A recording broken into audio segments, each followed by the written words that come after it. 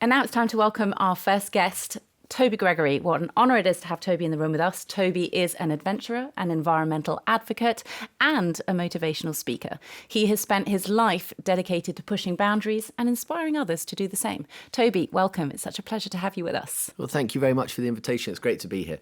So, you recently came to the forefront of media attention because you rowed across the Atlantic. It took you 42 days. You did it with 3 others. For those people who are listening who don't know about that particular adventure, could you just tell us a little bit about it, please? Yeah, in short, it was an adventure across the whole of the Atlantic Ocean, 5,000 kilometres in a boat roughly the size of the average family car, completely on our own, day in, day out, no engine, no motor, no sail, just using oars. I think that's one thing in itself, but I think the most interesting part is I had no ocean-going experience. It turns out I get seasick, and we really had to start from the beginning, start from scratch. You know, what do these ocean rowing boats look like? How's it going to start? You know, what happens? So actually the challenge started many years before the actual adventure itself. Absolutely. I mean, I can't believe that you set out on an expedition like this with absolutely no prior knowledge. So tell us a little bit about, so once you had learned all the skills that were required to do this, tell us about the journey itself. I think it was kind of an extraordinary tale of ordinary people doing the extraordinary and daring to dream and pushing boundaries. Obviously, we did all our classes, sea survival, everything we needed. So actually, at the time we set off, we were fully equipped. But that makes it no less daunting, no less scary. And I actually think that's what brought the attention, the media, the public, and their interest into what 3 ordinary people were trying to take on, and almost inspiring or lighting a fire in their own mind as to what they might be able to take on, challenges of their own, what boundaries can they push, how do they dare to dream. And for us, it was that attention that I used to shine a light on a much bigger challenge, which was pollution in our oceans, particularly focused on plastic, and speaking to schools, speaking to people in everyday life, just lifting a lid on what we saw there on the ocean. And what brought about this attention to plastic pollution? Why did you decide that this was going to be the cause that you were going to highlight? Yeah, it's an interesting question. I now believe that you should be the change that you want to see. And for me at the time, that change happened without me really realising. It was a combination of factors coming together. One was the curiosity. I'd seen somebody with this unusual looking contraption that they planned to take across a large body of water to again raise attention. And at the same time, work I was doing with the United Nations, where the growing menace and threat of plastic pollution was really slowly coming on my radar. You know, I wasn't always an environmentalist. I didn't campaign for it. I was aware of it and I was concerned by it. But actually, as I became more and more aware of the issue with the oceans and plastics, I was like, well, you know, somebody has to do something. I was talking to people about it. And it was through that my concern and willing to be the change I want to see grew. And that's how the Ocean Row came about and was executed. I mean, you're absolutely right that the issue of plastic pollution in our oceans is absolutely terrifying. The fact that by 2050 there is going to be more plastic than fish in the sea, and that's not a myth, that is an actual fact. I mean, can you tell us about what you were expecting to find when you were out at sea and what you actually did find? Yes, certainly. So, as you say, plastic in the oceans is a challenge. You know, for me, I try not to look at the causes, I look at the solutions. I think it's a concerning thing, but it's also hugely positive because the solution's in our hands. We can do something about it. So actually, I lean towards, you know, solution-based. But, you know, what we actually saw was pollution out on the sea. You know, 60 to 90% of the pollution that's out on the ocean, any type of pollution, is made up of plastic. So it's a huge problem. It's a huge challenge. And we didn't expect to see very much, and almost every single day we were seeing something. Now, the difficulty we had was either geotagging it or taking a photograph because the waves were so big and it moved past us at such a speed. You know, somebody will say, right, plastic or pollution. I tried to take a photo and it was gone. You know, or I can't see it in the waves. I ended up taking photos of blank spaces with the hope later I could zoom in and find it. But yeah, what the worst part, I think, was actually when we were in the middle of the ocean, we hit a huge patch of seaweed. And in the middle of that patch, there was a plastic plate. And that really summed up everything for me. And I think that was the turning point. I was just like, enough is enough. Something more has to be done about this. And if other people aren't going to do it, then I'm going to have to do it myself. Good for you. And when you were just saying then about this giant patch of seaweed, knowing your story as I do, because we've written about you in the magazine, I want to go to the human side of the story and what the actual experience as a human being, the challenge of being in a boat so small right out in the middle of the Atlantic. And I know at one point you faced a storm of 40-foot waves. And, can you tell us a little bit about, what that experience must have shaped you and defined you somewhat? Yeah, I think people look at me, look at others in the boat as being incredibly brave. I don't think you have that bravery. I think you kind of inherit it. You start with grit and a determination, a resilience to move forward. And that grit, determination, resilience is really what you need on the boat. Nobody's going to come and help you. Nobody's going to come and save you. You're there on your own in a tiny rowing boat where every single wave around you is bigger than where you are. And I think the first 24, 48 hours is in some ways mesmerizing, terrifying, interesting, so many different things. It's like an overload of the senses. You've just got the most amazing stars. You've never seen anything like it. It's like being in a planetarium. You've got, the fish, the whales, the dolphins. You're like, wow, another one. Suddenly get a photo, video. And meanwhile, throughout all of this, it's a physical exercise. It's an endurance exercise. You're rowing for 2 hours on, 1 hour off, 2 hours on, day in, day out. And even at night, at night, I couldn't even see this microphone. It's right in front of me. But the oars would just disappear into the nothingness. And I think that's an interesting part of the road, because many people see it as a physical challenge. But really, it's a battle against the mind. It's a battle against the will and what you're willing to do and how you can cope with it. At night, when you can't see anything, when you can't see the waves, you just hear the noises of the giant waves. It's, how do you feel? What's your emotion? How do you control your mind? What are you telling yourself? And it's those sorts of experiences that I now take into schools, universities, and to everyday life to encourage people to take on challenges of their own. Because it's not about being the fittest, it's not about being the best. It's just a battle against yourself and being better than you were yesterday. Oh, that was extremely inspiring. And I am sure when you go and you speak to children that they listen in awe to the stories that you have to tell, because ultimately, you have pushed yourself so far. But as you said right at the beginning, without having any previous experience of that, whereas most people think, well, I could never do that because, well, I've never done it before. So how could I push it to that kind of extreme? I did want to ask you about the storm, but I now also want to tag on to the fact that you were just talking about talking to youth. I know that you go around a lot of schools in the UAE. I know that you're a motivational speaker. You're raising awareness of climate. Why are you focusing on the youth? Well, they're the future guardians of the planet. They're the stewards of tomorrow. And I think there's two elements of it. A, to raise awareness and interest in this particular subject, not in a morbid, we're doomed way, but in a really positive, be part of the solution. And being part of the solution involves discipline. And discipline is a skill that you can use in every single part of your life. And that's what the change needs to be. And that's with the Plastic Pledge, something I launched. It's about discipline. It's about making small steps every single day. And the youth are really engaging. They're really inspired. They're really interested. They want to be part of the change they want to see in the world. And so when I go in there, when I talk to them in large numbers, they're like, okay, what can we do and how can we do it? And when you pass that power over to them, when you empower them to do something, then that leads to even more benefits and they're inspired to do even more. So for me, actually, it's kind of like a circular economy in some way.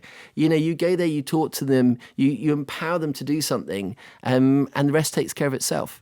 So absolutely. And you just touched briefly on the Plastic Pledge. So for our listeners who don't know what the Plastic Pledge is, could you just explain it a little bit? Yes, certainly. So my role with the United Nations Clean Seas team was to raise awareness about plastic pollution in our oceans. And a lot of people keep telling me, and they tell me now, you're doing an amazing job, you're in all the newspapers, you're highlighting this issue, and that's great.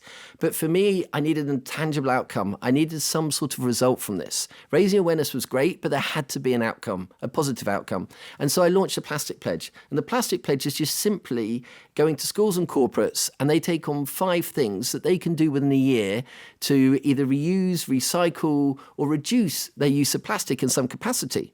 Now, let's take one of the schools here. It's got 5,000 students. Imagine the impact that would have. And then you've got suddenly 3 schools, 15,000 students, and it goes up from there. You know, I'm connected to over 60 schools now, probably over 200,000 kids. And so when you actually start to think of the compound interest on that sort of positive impact, you know, you're really making a difference. But essentially, it's just small things schools are doing every day with regards to plastic and being more conscious about the use of it. And what kind of things are they eliminating? Is this like plastic water bottles, plastic cutlery, or... Yeah, well, this is a wonderful thing. You know, when you pass it over to them, what inspires them, what interests them. You know, one great school here is doing planet versus plastic. And they pass it back to the students to say, okay, well, what does this mean to you? How can you use yet less plastic in your life? And then another school is looking at lunch boxes. A really simple step. How can we make sure there's less plastic in our lunch boxes? Because we use it for everything. Cling film, protecting things, doing this, doing that. You know, single-use water bottles. You know, that's probably the biggest thing people can do. When I used to go to schools in the past, I'd go to meetings, single-use plastic bottles were everywhere. Well, now you don't see them at all. They're almost embarrassed when you walk in there. Oh, no, quick, hide them or remove them or change them. And now they're being eradicated, which is great because the enemy here isn't plastic. The enemy here is what we're doing with the plastic and how we're using it. Absolutely. And that's great that you as just one person can inspire this kind of change is really an inspiration to all of us. And I think that goes back to exactly what the message you're trying to convey is that you don't have to just worry. You can get up there and do something about it, even if you don't have the experience. And what about businesses? How are businesses getting involved in the UAE with the plastic pledge? Yeah, it's a really good question. And I think I have to be a realist on that side because I find 3 types of businesses. You've got that first business that kind of wraps you up and says, come with us, you know, we want to be part of this. But actually they don't do anything. You know, they want to be part of the announcement. They want the media attention and they want to be seen to be doing the right thing. Then you get the business that's very similar to that, but they just don't know what to do. And I find that so often the case. How can we make a difference? You know, they then set a target. Okay, well, we're going to eradicate plastic from our building within a year. Well, it's not going to happen. You know, plastic's everywhere. And that isn't the issue. It's what we do with it. So actually then this is where the plastic pledge comes in. You guide them. You help them. You give them suggestions. You know, my plastic pledge is a 15-page document with all sorts of ideas, suggestions, lesson plans, different things they can do. But again, the easiest thing you could do is try and remove the use of single-use plastic bottles. You know, if you take those out of the economy, if you remove them from, you know, your ecosystem, you're already making a difference. Yeah, absolutely. I mean, I've had a water filter at home since 2017. I haven't had any plastic water bottles for years and years and years. And I see people, you know, traipsing back to their houses with these kind of, yes. you know, all these 6 packs of water. I just think it's so easy to get a water filter and it's so cheap. You know, this is something that you only need to have it updated every 6 months. It doesn't cost that much money. I mean, you have to make an initial investment, of course, but you save yourself so much money and you're saving the planet. I mean, if anybody asks me what is the number one thing I should do to try and help the environment, I say get a water filter. Yeah. You know, don't use plastic water bottles. They're the scourge of our society. And I think the filtration companies, the companies that provide these services, understand that you know, cost can be a factor. And so one of the things in the conversations I've been having them is how can you make it more affordable? You know, what can you offer schools that allow them to take that step? You know, or where money isn't a challenge or an issue, what can you do to help in that capacity? And actually, they've been really receptive because also at the end of the day, they're a business. They want customers and you've got to work with your customers, not against them. And so in that capacity, I've been, you know, probably of all the industries here, most heartened by the water filtration companies who are taking that step and trying to help people be the change they want to see. Absolutely. So going back to youth, I know that you recently announced that you're going to be doing a youth climate photography competition. That's it, yeah. Partnership with Nikon, yeah, is that right? Look, it's a great initiative. I'm surprised it doesn't exist already. And again, it's just looking around, it's seeing what sparks passion. You know, when somebody's got a passion and an interest in something, it really is a great motivator. And that motivation leads to discipline and it continues from there. And so with that, it's the Youth Environmental Photography Awards in partnership with Nikon Youth. And in short, it was supposed to just be a competition for the UAE. You know, a small competition for the schools that are involved in the Plastic Pledge as another step, as some sort of encouragement, as a way forward, because there are so many people that perhaps aren't necessarily academic, you know, their passion lies elsewhere. And so how can I be inclusive? How can I involve them in some capacity? And they kept coming to me about these art exhibitions with plastic and various things. So the Photography Awards was a natural next step. It kind of presented itself. And then suddenly somebody in Saudi said, oh, this is a great idea. I've heard you're doing these awards. Then somebody in Africa and Kenya turned around and said, you doing these awards? And then it just went like that. And then I went back to Nikon. They've been incredibly supportive. Their local office in the Middle East have been absolutely fantastic. And they said, okay, well, let's now make it GCC in Africa. Wow. So we yet to have the official launch date. Yeah, don't. And so, so we kind of keep delaying some of the start of it because it's trying to make sure that we've got accurate representation in each and every country. There's no point just having a label saying we're GCC in Africa and not have a presence there in some capacity. So one of the things we're doing, we're identifying the right schools, we're working with them, we're working with local climate champions, people who provide inspiration for the local communities, their own ecosystems, people that other people, lead the way. And so with that in mind, I think it's going to be a huge success. And the results are going to be announced during COP. COP29 now, which I can't believe will be upon us later this year. So with that in mind, it's a real target and something for everyone to aim towards. And I love the fact that it's so inclusive. As you say, children have all different styles of learning. Some are kinesthetic, some are more creative, some are, enjoy maths and sciences, and others hate it. And some would perceive climate and planet issues as being something quite complex and something that they can't process. Whereas you give them a camera and say, go and take pictures of what you think climate change is, or the environment is, or nature is, would be really inspirational to children of all ages. I mean, I love the fact that you've brought this on.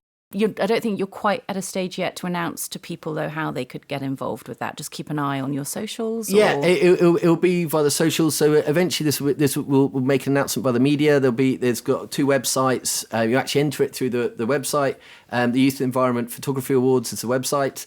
Is that up and running yet? It's built. It's ready to go. Okay. It's just making sure that we've got the right footprint in all the schools. Yeah. But you touch on inclusivity, and one of the things I do see as I go around the different schools is the way different people have the climate impacting them.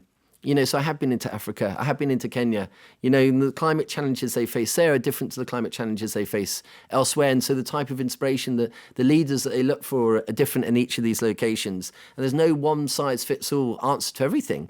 So it's about speaking to people, engaging them. You don't have to have the answers, but you have to have the willingness to inquire, to ask the questions, and then find the solutions that work for them. Absolutely. And as you say, I mean, climate change is impacting different places in different ways vastly. And if you can try and shine a spotlight on the different ways that people are dealing with it, then you can hopefully find more solutions. So now I want to go right back to the, the adventurer side of you and the explorer. And I do believe that you have another expedition on the cards. Is that right? Yeah. And are you going to tell us about it? Yeah, certainly. Hey. So it's one that's yet to be announced. So it's kind of an exclusive in some capacity. That's what we like at the Ethicalist. But essentially, it's the Arctic Challenge. It's been in the planning for a long time. I've been looking at this for over a year. It's taken a long time to bring together because of the complexity of the challenge. Essentially, again, just like the Atlantic, it's taking a rowing boat from one place to another. So in its simplest form, it's rather easy. But actually, when you bring in the weather, when you bring in the other aspects, and when you bring in how we actually connect with people around the world, that poses some challenges.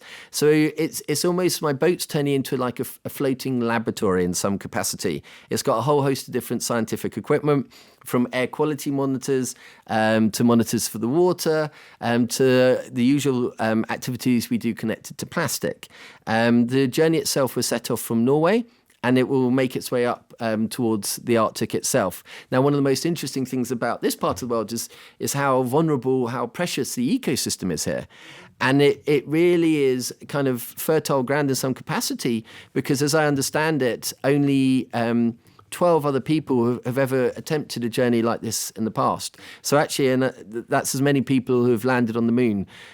So it's quite unknown. We've had to build our own path. We've had to build our own, mission, as it were. And again, rather than do it with a larger group, we'll be completely on our own.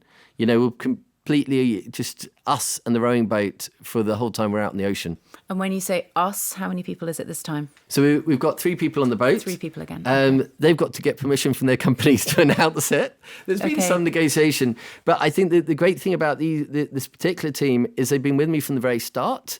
So it's a group of people that, again, haven't necessarily rowed before. But they've been cheerleaders, they've been supporters.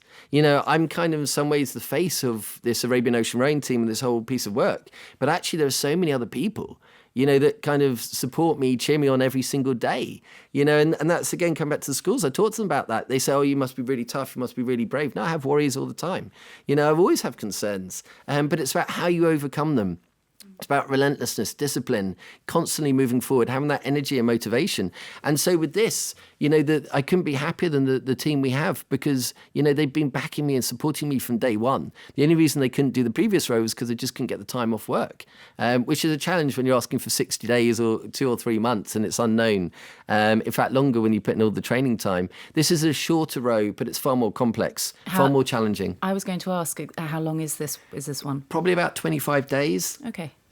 So it doesn't seem as long. Obviously, we're on the water for 42 days, but the harshness of the water is significant. It's barren, it's freezing cold.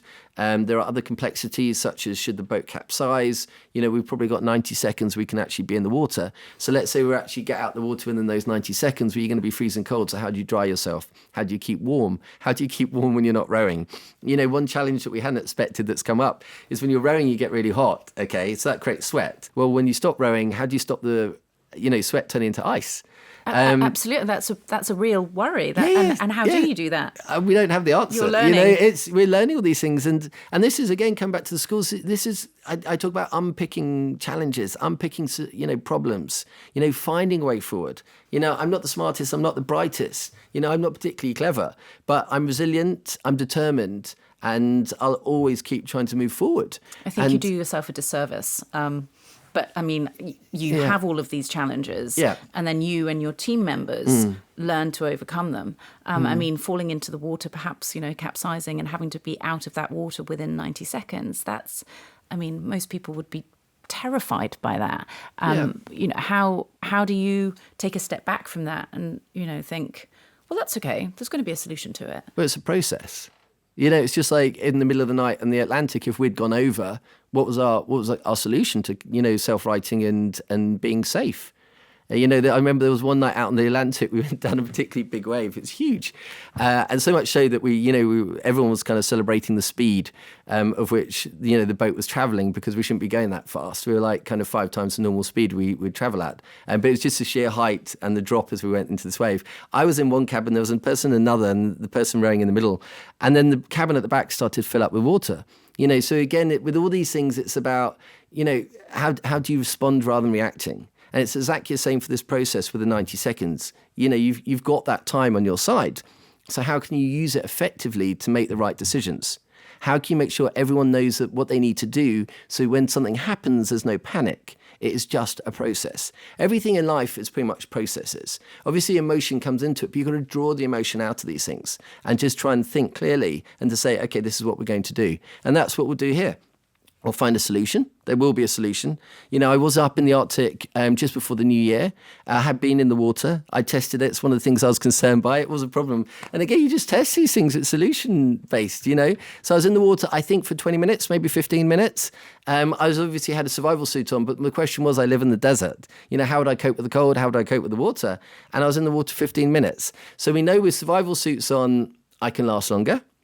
So the question is, at the point of capsize, what are we wearing? So we can't row in a survival suit. So how do you transfer to a survival suit? All these sorts of things. It's just a process. Absolutely. And working out the best way to get over things. Going back to this huge towering wave that you were descending when you were on the boat in the Atlantic. Yes. What did you do? What happened? Tell us. I mean, I believe that this was a 40-foot wave, wasn't it? Or did you learn that the next day? So the 40-foot waves have come from, there was another boat on the ocean. They capsized. They ended up going into a life raft. The life raft had a hole in it. It will be a Netflix documentary at some point. It's definitely not something to laugh about. But it's more that the boat that came to rescue them had to fill out a report. The report said the waves were 30 to 40 feet high. Because we don't know. All we can see is how high the boat is and whether it's vertical or not. And as a consequence, that's how we know the height of the waves. We had those waves maybe 5-6 days. And that particular night, who knows what height the wave was? Nobody could see it. We just know from the speed that we travelled down there, it was remarkably fast. Now, obviously, that comes down to the person rowing hard, but it also comes down to the fact we were surfing down something of note. And then from a mental perspective, well, what were we doing? I was trying to sleep. It's as one does. Well, you've got to, because in a storm. if you don't, I this is probably oversharing, but I remember I promised my mum I'd wear a life jacket, when it got particularly rough. And I tried to be a person of my word. So I had a life jacket on. I don't know if I had a life jacket on at that point because I was inside, but I just promised her at night I'd wear a life jacket when I was out on deck and when the height of the waves. And I remember one night around this time, it being really rough. And I think we'd been pushed into our side twice. And one of the other team on the boat was a bit like, okay, this is not great. And I remember thinking, the waves were just particularly punchy. I remember thinking, here I am desperately trying to sleep, and at the same time, I'm worried about the fact that I'd probably wake up, will be upside down and capsized. But you just have to control your mind. You just have to, that we don't know that's going to happen. That's a possibility. Yes. What steps can you take? What's the process you need to go through? All those sorts of things. So again, it's just really controlling the mind. And again, come back to the kids. This is what I taught them about. You don't have to be a superhero, and it doesn't mean life isn't tough or it isn't hard and it isn't stressful and there aren't problems. There are everywhere, every day for every single person. But how do you deal with them? Absolutely. And you seem to have an amazing capacity to inspire people. And I'm sure when children listen to this, they walk away feeling like, my goodness, I can do absolutely anything, which is what children should be thinking, particularly when it comes to solving problems with our planet and with the climate. Sorry.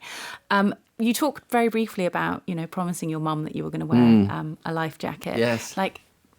This must be really hard on your family to a certain degree. Yes. Like you saying, right, I'm off to do this. How do you manage that? Yeah, it's a great question. I don't think I managed it as well as I should have done.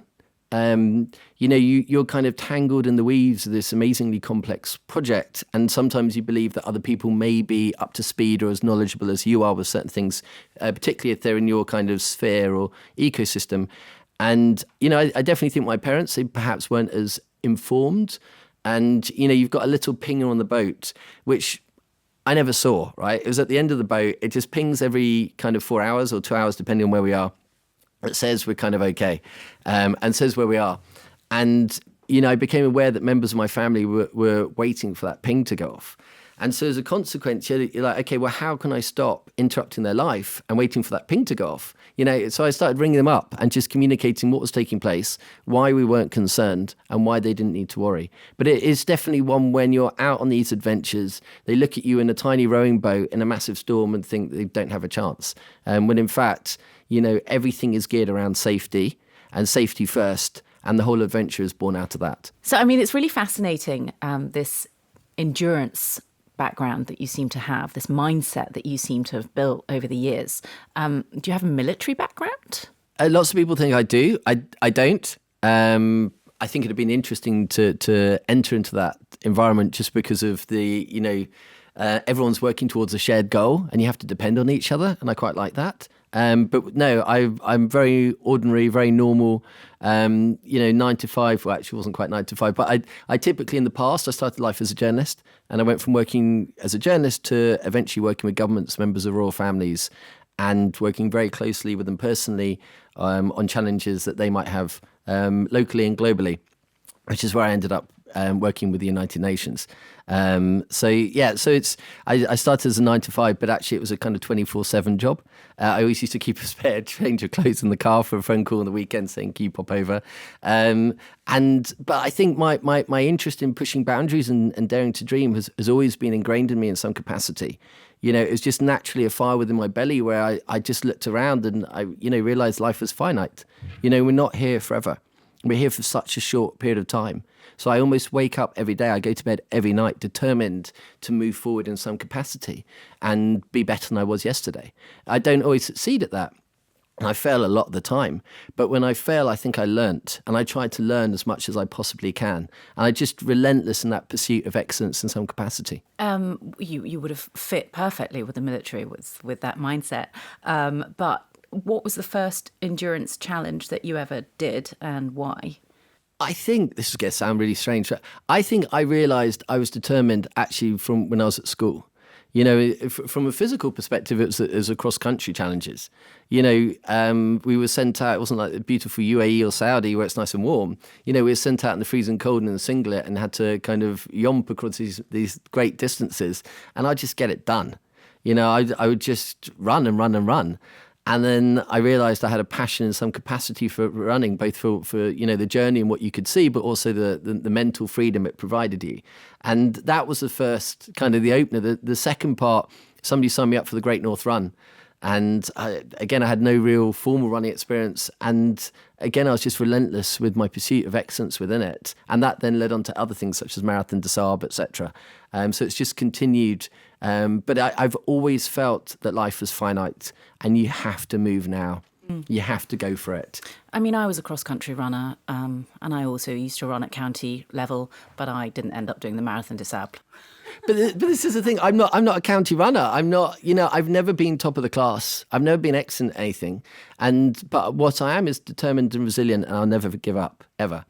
And I'll always succeed because of that. And so as a consequence, you know, it's not about being the best. And this is why people, when they turn around and say, okay, what record is it? You know, how many records are you going to smash? I couldn't care less about the records. Why? Because it's not about that. It's just always continual self-improvement in some capacity. And every single person has that within you, no matter where you are, no matter what your circumstances are. It's about trying to enable your environment to be better. And I would suggest that, you know, having this strength of character, you've got to have been inspired by people along the way. Could you tell us about some of your heroes, for want of a better word? I look, because of what I do, because I'm not the smartest, I look to learn from whoever I meet. I genuinely do. You know, there's some runners here I used to run in the desert with who I was like, wow, how'd you do this? What's your mindset? I even learn every day now. But, you know, going back in time in terms of reading books, you know, Isabella Bird, Shackleton, Sylvia Earle, you know, all these sorts of people. I find some of the female heroes quite interesting because information on them isn't readily available. You've got to dig it out. You know, how many are there that we don't know about that were doing incredible things? And in fact, they were almost more determined than the men because perhaps at that time, you know, they weren't given the opportunities. They had to fight for it. And so I find that fight, that struggle quite interesting because how did they move forward within a society that was trying to close them off from things? And that's globally. So actually there's a lot of female adventurers, scientists, who particularly inspire me because of their resilience. And what particular expeditions or challenges did they overcome, for example?